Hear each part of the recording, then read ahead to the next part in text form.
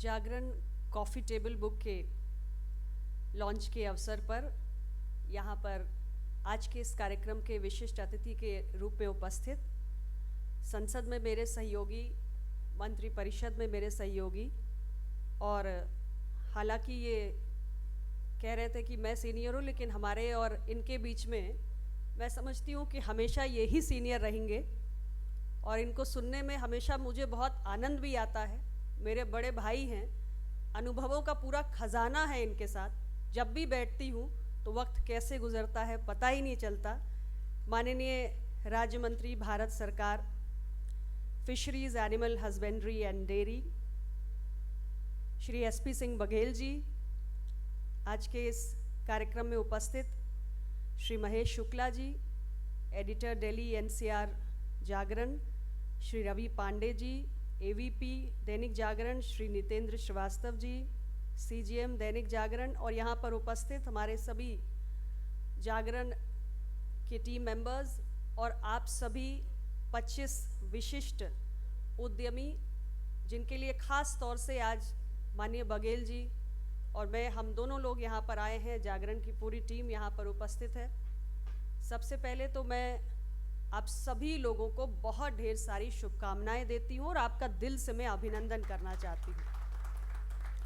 बहुत सारी भावनाओं को बहुत सरल शब्दों में माननीय मंत्री जी ने व्यक्त किया, और मैं संसद में हम अक्सर कहते हैं कि मैं इस बात से स्वयं को संबद्ध करती हूँ। तो इन्होंने जो भावनाएं व्यक्त की उनसे मैं सही में अपने आप को संबद्ध करती हूँ कि आपका ये जो सफ़र है इन ऊंचाइयों तक आना, उसके पीछे बहुत सारा परिश्रम, बहुत सारी समर्पण, ये सब कुछ इसमें समाहित है।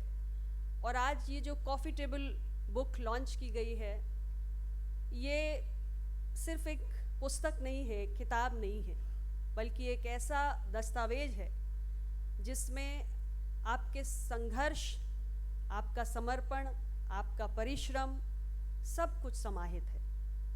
और आप अलग अलग क्षेत्रों में बहुत सारी कठिनाइयों का सामना करते हुए इस मुकाम तक आए हैं। आपने अपनी एक विशिष्ट पहचान बनाई है, और निश्चित रूप से दैनिक जागरण एक बहुत विशाल परिवार है, करोड़ों पाठक हैं।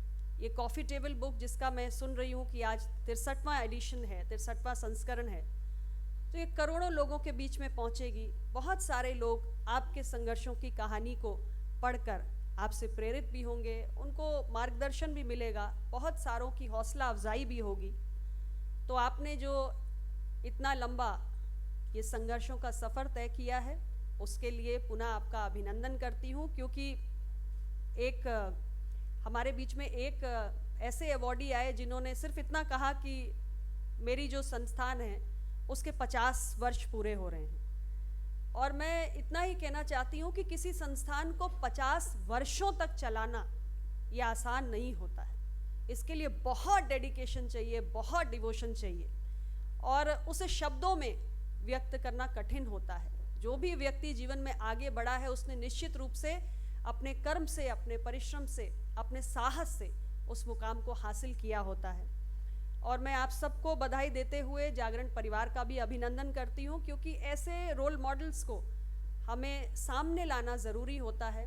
समाज को अगर दिशा देनी है तो ऐसे प्रयासों की भी ज़रूरत होती है। शर्मिष्ठा जी बैठी हुई हैं, उनका भी मैं बहुत बहुत अभिनंदन करना चाहती हूँ कि उन्होंने आप सब के बारे में इतनी सारी जानकारियाँ, इसका संकलन किया, और उसके बाद आपकी कहानी को एक बेहद ही खूबसूरत ढंग से इस कॉफ़ी टेबल बुक में प्रस्तुत किया। क्योंकि कई बार हमारे जीवन की बहुत सारी घटनाएं होती हैं, बहुत सारे उतार चढ़ाव होते हैं, लेकिन शब्दों में पिरो के प्रभावशाली ढंग से उसे प्रस्तुत करने की जो कला होती है वो हर व्यक्ति के रूप में नहीं होती है। तो इनका जो ये हुनर है, जो आपने इसके लिए परिश्रम किया, उसके लिए मैं आपका भी बहुत अभिनंदन करती हूँ। पुनः जागरण परिवार का आप सबका बहुत बहुत स्वागत करना चाहती हूँ। और ख़ास तौर से आज यहाँ पे हमारे दिल्ली एनसीआर क्षेत्र के ऐसे बहुत सारे एंटरप्रेन्योर्स, बिजनेस कम्युनिटी के सारे अवॉर्डीज़ यहाँ पर एकत्रित हुए हैं।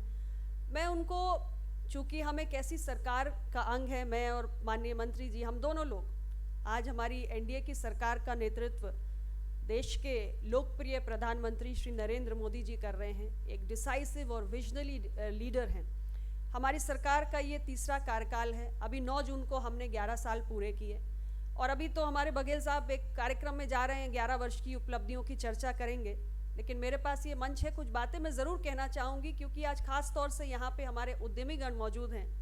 ये वो सरकार है, एक ऐसी सरकार है जिसने 11 वर्षों में देश के अंदर एक ऐसा pro business, pro industry, pro entrepreneurship, एक ऐसा वातावरण बनाने के लिए तमाम प्रयास किए हैं। आज भारत दुनिया की चौथी सबसे बड़ी अर्थव्यवस्था है।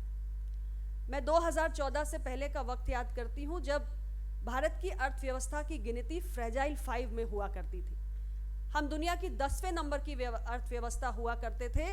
चुनाव से ठीक पहले, लोकसभा चुनाव जब हम लड़ने गए 2024 से पहले, तब हम सब डंका बजा रहे थे कि भारत आज ब्रिटेन को पछाड़कर, जिसने 200 साल हम पर राज किया, हम 5वें नंबर की अर्थव्यवस्था बन गए।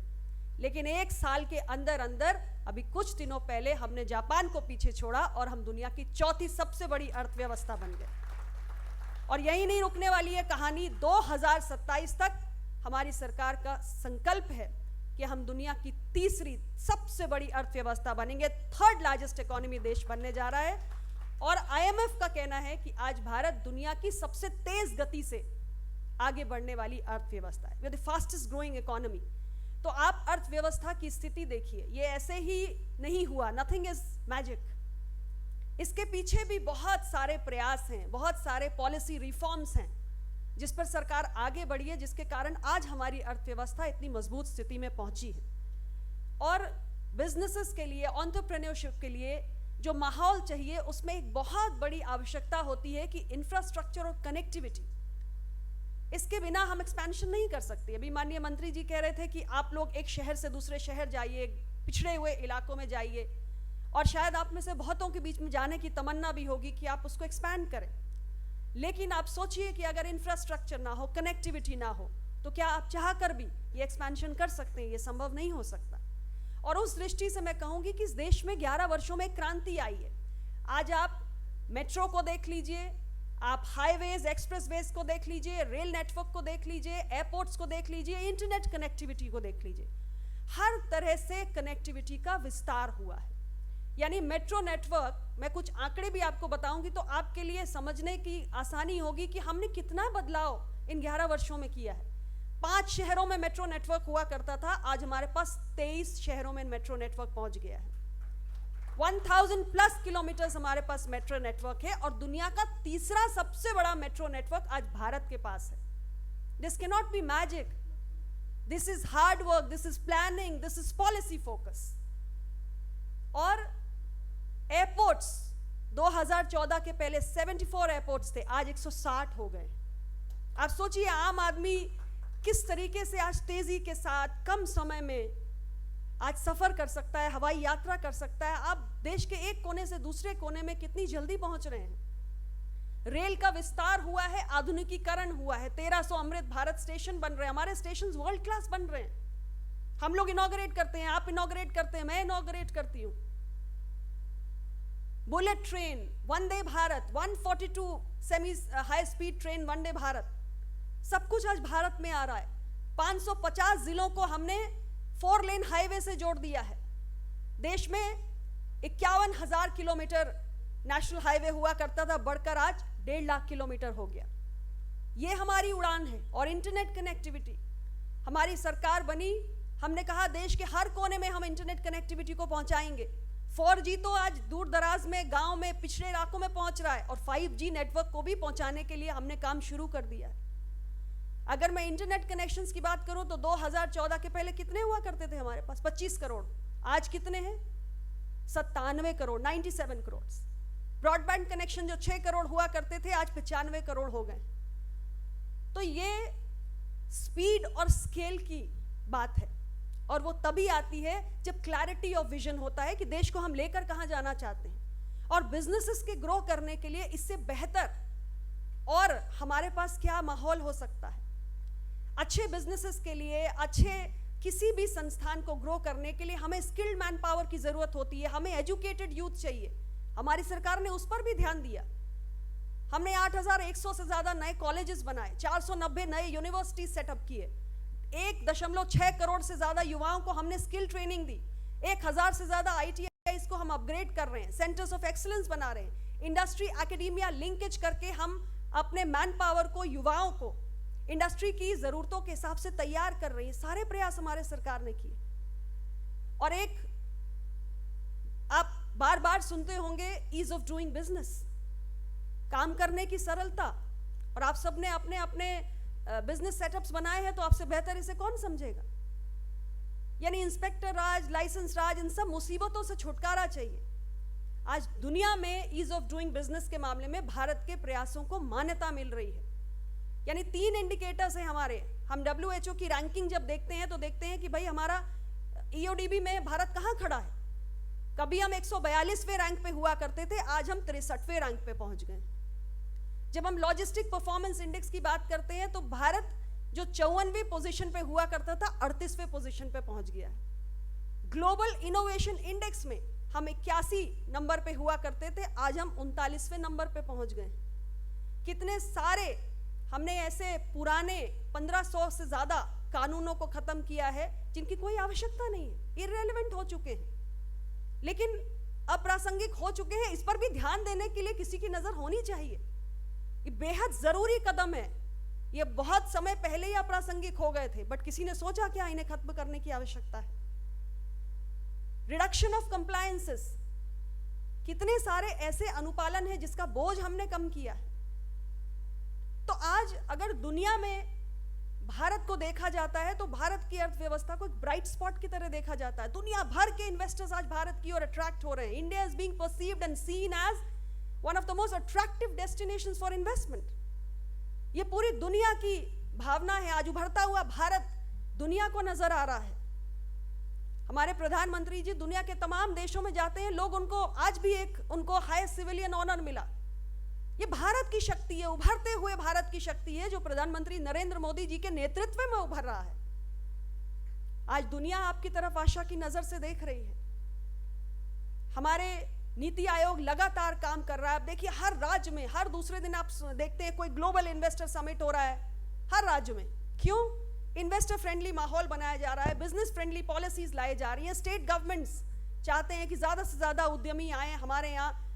बहुत सारे ऐसे इंस्टीट्यूशन सेटअप हों, ऐसी यूनिट्स बने जिसमें लोगों के लिए रोजगार के अवसर हो। और फिर हम तो एक बड़े लक्ष्य की ओर बढ़ रहे हैं कि हमें तीसरी सबसे बड़ी अर्थव्यवस्था बनना है। तो आप सबके कंट्रीब्यूशन के बिना कहाँ संभव है।